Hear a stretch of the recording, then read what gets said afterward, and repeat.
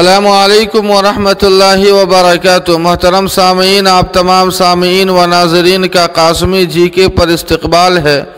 سامعین، پچھلے دنوں یو پی کے غازی آباد میں 72 سالہ بزرگ کے ساتھ جو ظلم کا معاملہ پیش آیا تھا، ان کی داڑھی کاٹی گئی تھی اور گنڈوں نے ان سے جے شری رام کے نعرے بھی لگوائے تھے۔ انہی معاملات کو لے کر جمعیت علماء ہند کے صدر مولانا سید ارشد مدنی کا کہنا ہے کہ جب انتخابات قریب آتے ہیں تو نفرت انگیز جرائم میں اضافہ ہوتا ہے۔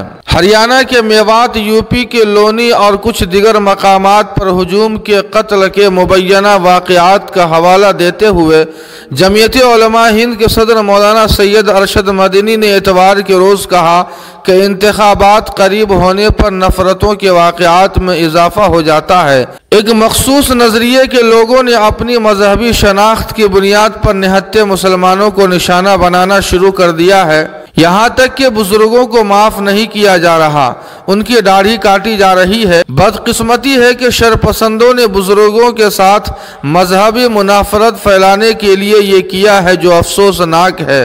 انہوں نے ایک بیان میں کہا، یہ سچ پوری طرح سے بے نقاب ہو چکا ہے۔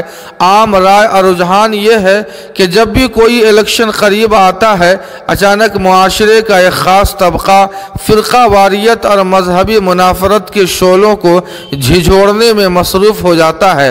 انہوں نے مزید کہا کہ کچھ عرصہ قبل جب کورونا کی دوسری لہر انسانوں کو ہلاک کر رہی تھی، لوگ اپنے مذہب، ذات پات اور مذہب سے قطع نظر ایک دوسرے کی مدد کر رہے تھے۔ انہوں نے کہا کہ ہندو، مسلم، سکھ، عیسائی سب مل کر کورونا متاثرین کی مدد کے لیے اکٹھا ہو رہے تھے۔ جو ہمارے حکمراں اور سیاستداں نہیں کر سکے، وہ کورونا کی وجہ سے پیدا کردہ انسانی ہمدردی کے جذبے سے پورا ہوا۔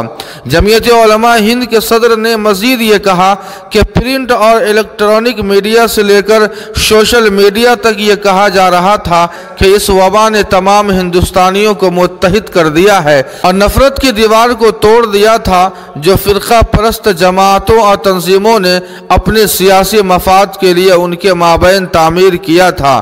انہوں نے کہا کہ پھر ملک کے ہر امن پسند شہری نے راحت کا سانس لیا، لیکن جیسے جیسے انتخابات قریب آ رہے ہیں، ایک بار پھر نفرت کا کھیل شروع ہو گیا ہے۔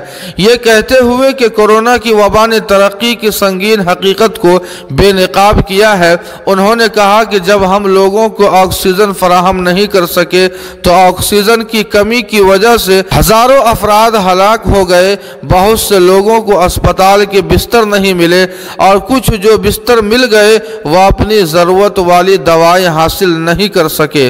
انہوں نے مزید کہا، اگر اس کے بعد بھی ہماری روح بیدار نہیں ہوئی اور اگر ہم مذہبی انتہا پسندی اور نفرت کا کھیل کھیلتے رہے تو یہ مایوسی کی علامت ہے۔ جی ہاں سامعین، مولانا کے اس بیان کے تعلق سے آپ کی کیا رائے ہے؟ کمنٹ کر کے ہمیں ضرور بتائیں۔ ویڈیو کو لائک اور شیئر کر دیں اور قاسمی جی کے کو سبسکرائب کرنا نہ بھولیں۔ والسلام علیکم ورحمۃ اللہ۔